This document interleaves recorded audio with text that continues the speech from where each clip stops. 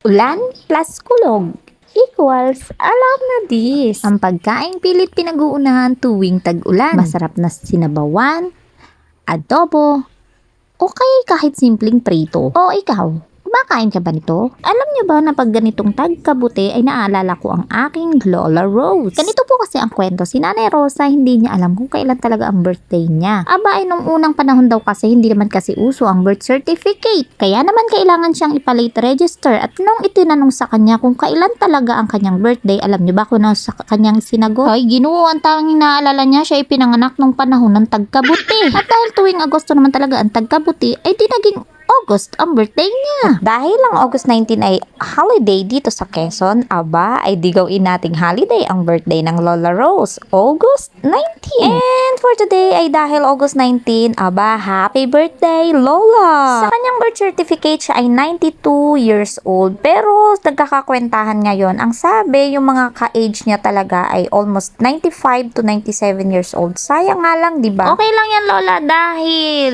8 years na lang, 100 years old ka na. Aba ho, sabi ko sa inyo, malakas pa ho yung lolang yan at malinaw pa rin ang kanyang pag-iisip. Kaya naman confident ako na marireach pa niyan ang 100 years old. Ay, ang tanong pa saan ang lola ko?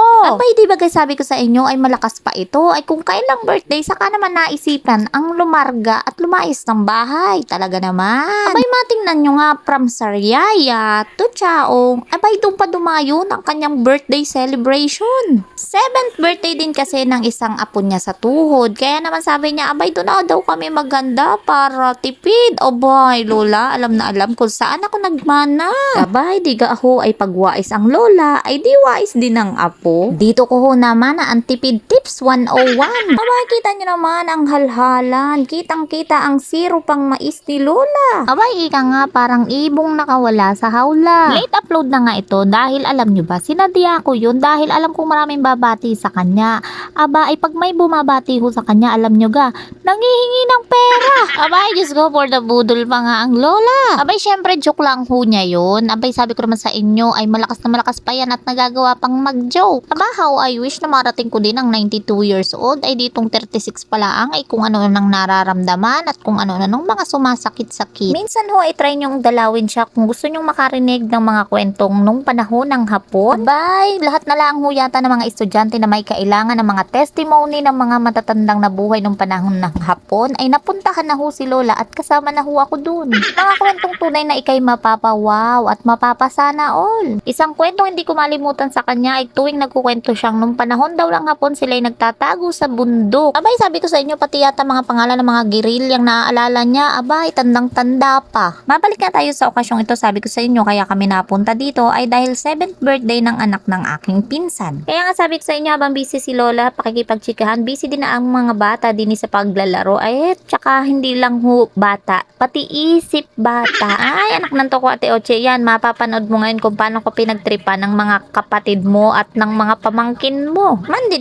pa kay mali sinasabi sa iyong yan ay laro ng bata, hindi laro ng isip bata. Sabi ko naman sa iyo, magtungit na laang eh. At sabi ko nga sa inyo, pagka masaya ang mga pangyayari, ano ga namang bilis ng oras at kami pauwi na naman. Abay, si birthday girl nagbabagal-bagalan pa yatang maglakad at mukhang ayaw pa ngang umuwi. Samantalang kapag mayroong bagyo, Diyos ko po, arihong maglakad ay patikar na. Ay bago ho kayo magtaka, arihoy isa pang kwento. Ano, pagka ho may bagyo, aring aking lolang ari, kung bakit baga naman katibay-tibay naman ang kanyang bahay, ay gusto ho lagi sa ibang bahay matutulog. Ay nako, wala hong makakapigil at talagang ari patikar na. So ayun nga, hapon na nung umuwi kami nitong si Lola at Diyos ko, hindi na matapos-tapos ang pamamaalam. Kaya sa susunod, babalik ulit tayo.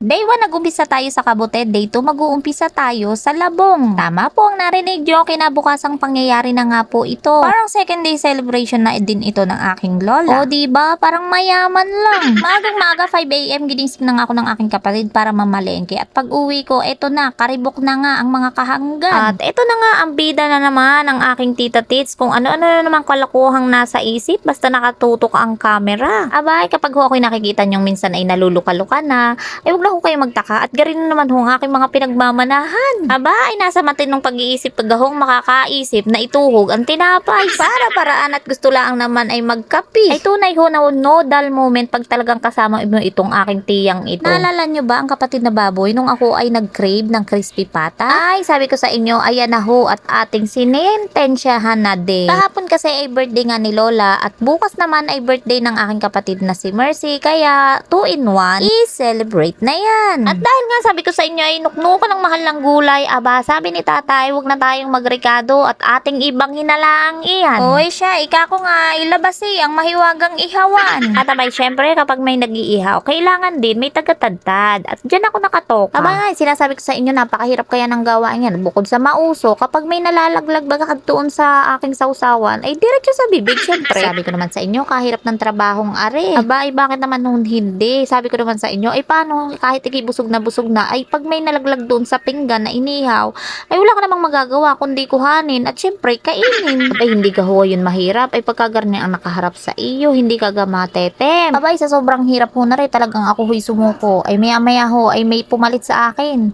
Ayan, nagngangasab din. Pa-inosente pa, ay kitang-kita sa camera. Sabi ko naman sa inyo, walang makatagal sa trabaho nga rin. Abat, sabi nga sa kasabihan, umulan at umaraw, sige ang bangi. Tuloy ang usok kahit basa na ang bunot. Ang problema lang, nakailang palit na ng tauhan, hindi mapuno ang lagayan. Abay, ari lang hong maganda talaga pag may punsyonan. Hindi mo na kailangan ng mga tauhang babayaran. Aba, marami nang tutulong sa kapitbahay pa lamang. Hindi mo na kailangan makiusap, kusa silang darating dyan. Abay, ako ho ang buhay na patunay na dito sa probinsya, masarap ang buhay. Hindi lang sa mga oras ng sayahan, handaan, pati na rin sa mga oras na ikaw ay may matinding pangailangan, sila'y laging nandyan. Aba, sa pagtulong sila'y saganang sagana, hindi ho laging pera ang laging nakatutulong sa tao, kundi yung kanilang mga pakikisama. Yung mga palad nilang laging nakabukas sa iyo para ikay tulungan, ay naku, malaking bagay po yun. Kaya naman sa inyong lahat, salamat po!